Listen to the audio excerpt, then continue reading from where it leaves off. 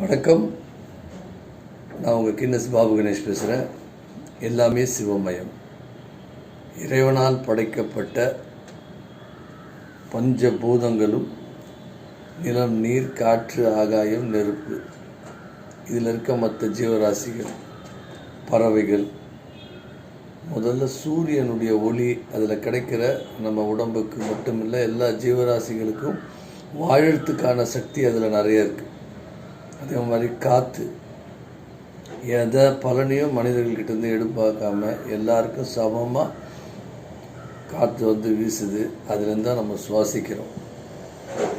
பறவைகள் தன்னுடைய கடமைகளை ரொம்ப அழகாக செய்யுது, பாடுது, ஆடுது, மனிதர்களை சந்தோஷப்படுத்திட்டு எந்த பலனும் எதிர்பார்க்காம வாழறதுனால தான் மிருகங்களுக்கும் பறவைகளுக்கும் மற்ற ஜீவராசிகளுக்கும் எந்த விதமான கஷ்டங்களும் இல்லை, வெறும் சந்தோஷம்தான்.